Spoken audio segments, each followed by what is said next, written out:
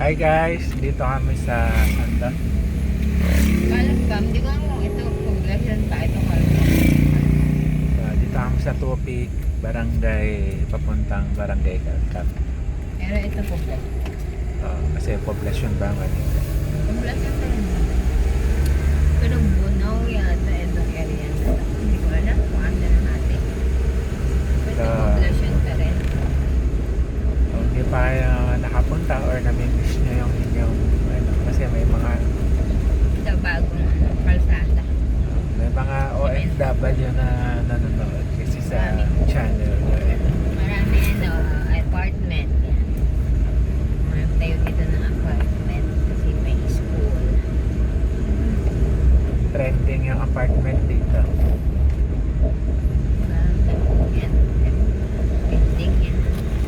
Yun, dami. Building.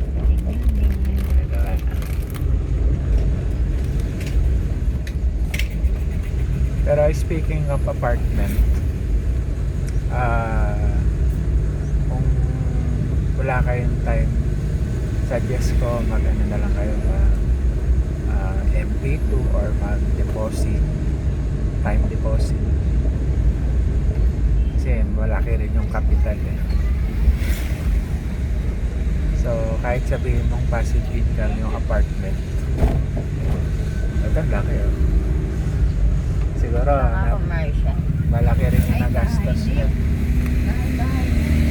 Malamang nasa Bed space. 4 million din yan. Bed Bed space. So ayan o, dami dito. So ang problema sa mga ganyan minsan kasi yung kunyari trending yung apartment, masyadong dumadami. So yung price mababa, yung parenta. Kasi maraming competition. So ayun pa oh, parent pa oh. So as a yung nagre-renta, okay sa iyo, mas maraming nagpaparenta, mas mura. Pero as a business owner, boarding house pa. As a business owner, yun nga lang. So minsan gagastos ka ng 4 million, 5 million para makapagawa. So pag pinasok mo yun sa MP2 or pag-ibig MP2, time deposit or sa mga dividend stocks, nakita ka rin tapos wala ka nang ginagawa. Baga hinahayaan mo lang patubuin yung pera. Example, gumastos ka ng 5M. So annually, nakita ng more or less 350,000 pesos. So parang nagparenta ka na rin. Divide mo sa 12 months yun, more or less nasa 30K.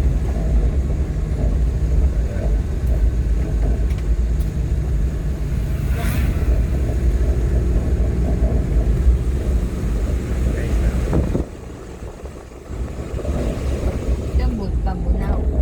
Or Bunaw na yan yata. Yan, may So yun, kalkam tong kalsada na ata. Bunaw siguro. Ay, Bunaw. poblasyon siguro. Ay, Bunaw. Poblasyon, ito ang Banaw. Ito ano to? Bunaw. Bunaw po. Mosque. Mosque. Ay, tama. Modern design na.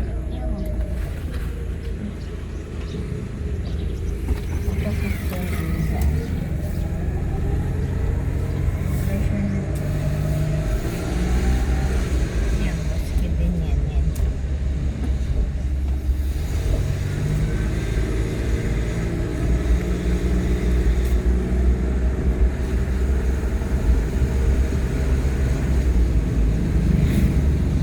So yung dinaanan pala namin poblasyon.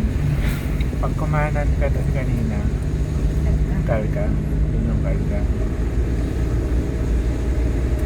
Nasa Bunaw. Etong may malaking bakod. Tanda factory.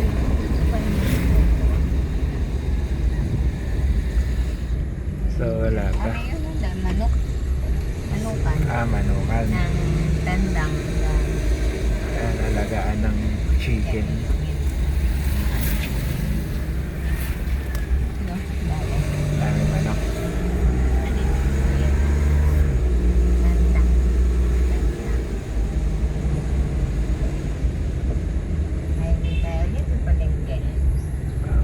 tayo.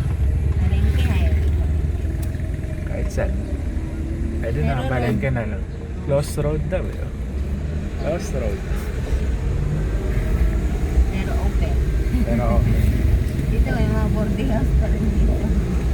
So, halos lahat po ng negosyo dito. Ano, boarding house? Halos po ng lahat ng bahay dito nagpapa-boarding house na. Ay, boarding. Ha?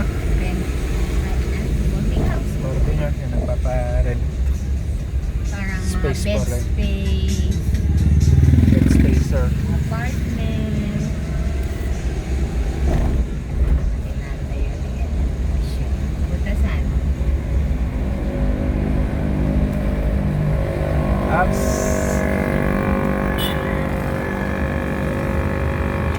Front part po ng crossing. Ay, poblasyon. Poblasyon ba ito? Crossing. Poblasyon pa pala.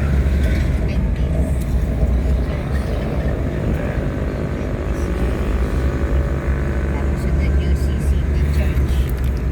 Dami church. Marami rin po simbahan dito. Ayan, yung CCP Church.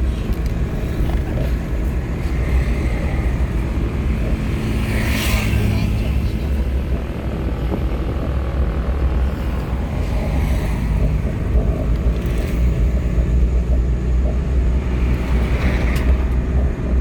Grace may bata doon sa pupuntahan sa dentist.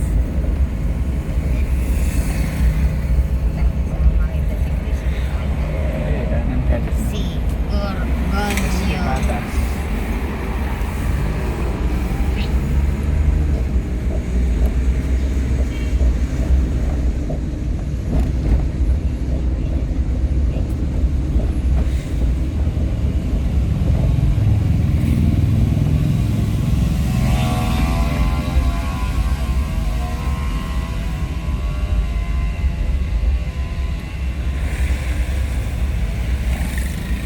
School pala yan. Kasi ganyan. Grace may bata. Kasi bata. Kasi bata. Kumain ka na ba dyan?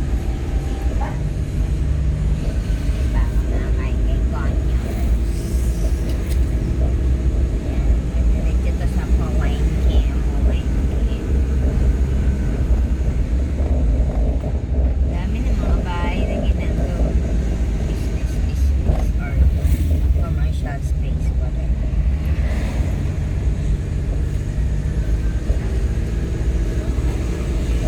Ganda naman siya.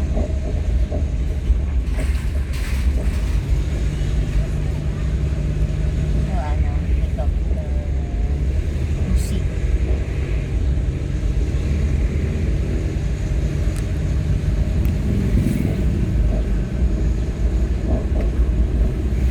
Ito si auto service.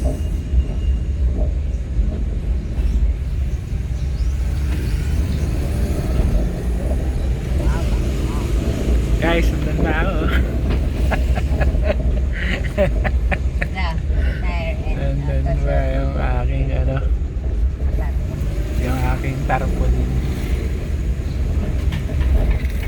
Para sa pangsilong. Ilang butil nga lang po yung tarpaulin ko eh. Nung tamakbo ako.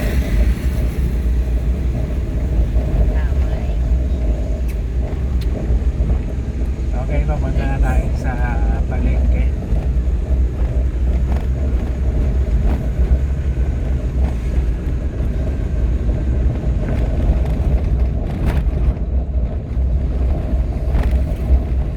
Sarado pa si Yamaha, bubukas pa lang. Ang oras na ba?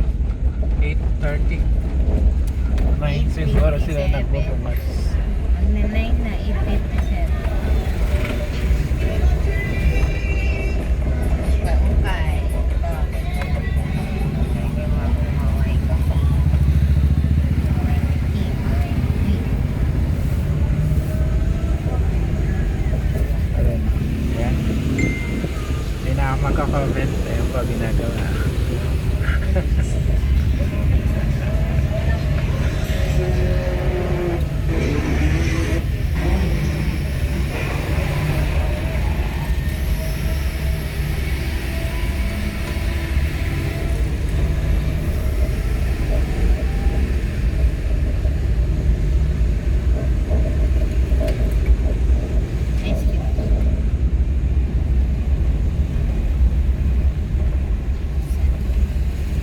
lumaki si ice cream. Diba ano lang yan dati? Ganito. Parang sa sinasakyan natin. Hindi na talaga yan. Highway. Highway na. Hindi na lang guys. Kasi Jollibee. okay. So please subscribe.